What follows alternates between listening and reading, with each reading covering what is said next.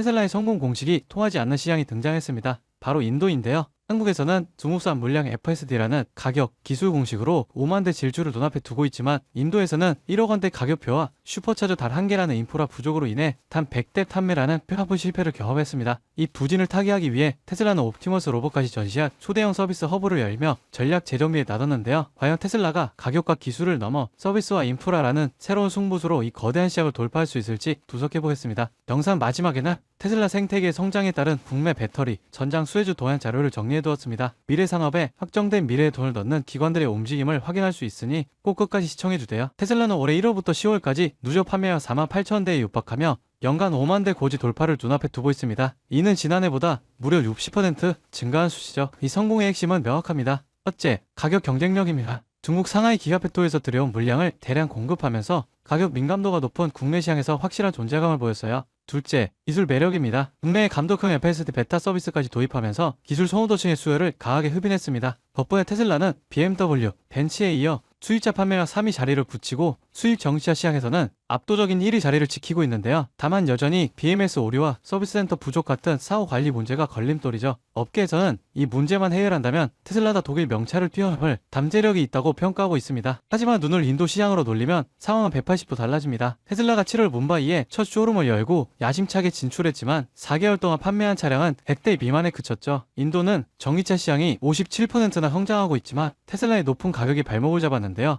미국에서 5천만 원대인 모델 Y가 인도에서는 약 1억 원에 팔리는데 인도 자동차 시장에서 고급차 비중은 1%에 불과합니다. 게다가 충전 인프라도 극히 부족해서 슈퍼차저가 단 한 개뿐이에요. 현지 저가 브랜드가 주도하는 시장에서 테슬라의 초고가 전략은 통하지 않았던 겁니다. 단기적인 판매 부진에 직면한 테슬라가 인도 시장에서 전략 재정비에 나섰는데요. 테슬라는 최근 인도 북부 구루가온에 판매, 충전, 애프터 서비스를 통한 인도 최대 규모의 EV 센터를 새로 열었습니다. 이 센터에서는 주력 모델인 모델 Y 시승뿐 아니라 테슬라의 휴머노이드 로봇인 옵티머스까지 전시하며 기술력을 과시하고 있어요. 이는 테슬라가 단기적인 판매량이 연연하지 않고 충전 인프라 확충과 고객 경험 강화라는 3단계 전략을 통해 인도 시장의 EV 생태계 자체를 바꾸겠다는 강력한 의지를 보여줍니다. 높은 세금과 낮은 EV 수용성을 압도적인 기술과 서비스 거점으로 돌파하겠다는 승부수죠. 현지 전문가들 역시 이 부진이 일시적일 뿐 단기적인 성장 잠재력은 높다고 평가하고 있습니다. 오늘 테슬라가 아시아 시장에서 겪는 성공과 실패, 그리고 이에 대응하는 맞춤형 전략을 분석해봤습니다. 가격과 FSD를 앞세워 시장을 장악한 한국의 성공 방정식이 인도에서는 통하지 않았지만 테슬라는 다시 서비스와 인프라라는 근본적인 해결책을 들고 돌아왔습니다. 테슬라가 과연 이 극과 극의 성적표를 어떻게 수렴시키며 글로벌 전기차 시장의 왕자를 지켜나갈지 앞으로도 대업 주목해보겠습니다.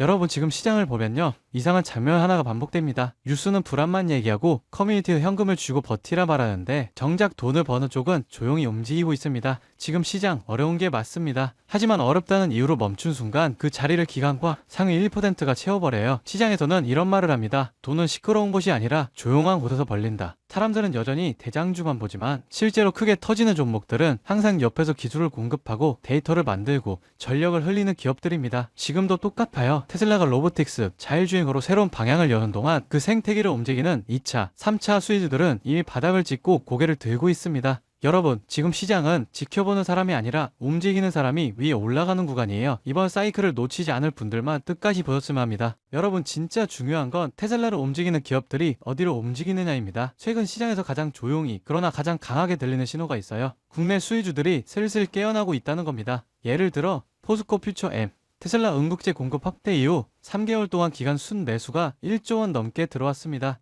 에코프로 BM은 전기차 침체 예의가 나오는 와중에도 테슬라, BYD, CATL의 생산량 증가 전망에 맞춰 실적 컨센서스가 다시 올라오고 있어요. LG 에너지솔루션, 테슬라 상하이 배터리 공급 확대 소식 이후 외국인 매수세가 다시 유입되기 시작했습니다. 이런 흐름은 보통 다음 사이클의 전조가 되죠. 만도, 항우시스템 같은 자율주행, 전장 수혜주는 아직 시장이 다 보지도 않은 상태에서 이미 바닥 대비 15%에서 70%씩 회복했습니다. 이건 앞으로 몇 년 동안 움직일 AI, 로보틱스, 전기차 인프라 자금의 첫 발걸음이에요. 사람들은 여전히 대장주만 쳐다보지만 실제로 가장 강하게 터지는 건 이런 기업들입니다. 여러분, 이런 건 뉴스 나오고 나서 보면 이미 늦어요. 기관, 헤지펀드, 글로벌 자본은 미래가 아니라 확정된 미래에 먼저 돈을 넣습니다. 그 확정된 미래가 지금 어디에 있느냐? 바로 AI 전력 인프라, 전장, 배터리, 로보틱스 수혜주들이에요. 지금 이 순간에도 소리 없이 준비하고 뒤에서 모멘텀을 쌓아온 기업들이 폭발적인 상승을 위한 차곡차곡 발판을 마련하고 있습니다. 지금 딱 멈춰서서 보기만 한다면 그들은 이미 1% 올라간 고지 위에서 2%, 3%를 준비하고 있을지 모릅니다. 지금 움직인다면 고지 위에 올라설 기회가 실제로 남아 있습니다. 이 기회를 잡으실 방법은 간단합니다. 영상 아래 더보기 버튼 눌러보시면 파란색 링크 하나가 보이실 거예요. 클릭 후 간단한 설문 한 번만 작성해 주시면 핵심 수혜주들의 구체적인 자료와 기관, 외국인 수급, 실적 모멘텀, 다음 사이클의 방향까지 제가 직접 정리한 내용을 순차적으로 전달해 드리겠습니다. 물론 금전 여부나 특정 종목에 강해왔던 건 절대 없습니다. 선택은 언제나 시청자분들의 몫이고 저는 시장을 읽을 수 있는 도구만 전달해 드릴 뿐이에요. 지금 시장은 기다린다고 기회가 오는 구간이 아닙니다. 준비된 사람만이 움직임을 읽고 다음 상승의 첫 파동을 잡아갈 수 있습니다. 제가 드리는 정보들은 그냥 가볍게 참고만 하셔도 되고 앞으로 시장이 어디로 흐르는지 체감하시는 데에도 충분히 도움이 되실 겁니다. 여러분이 시장에서 흔들리지 않고 꾸준히 이익을 쌓아가실 수 있길 진심으로 바랍니다. 오늘 영상은 여기까지고요. 구독과 좋아요는 큰 힘이 됩니다. 다음 영상에서 더 중요한 흐름으로 찾아뵙겠습니다.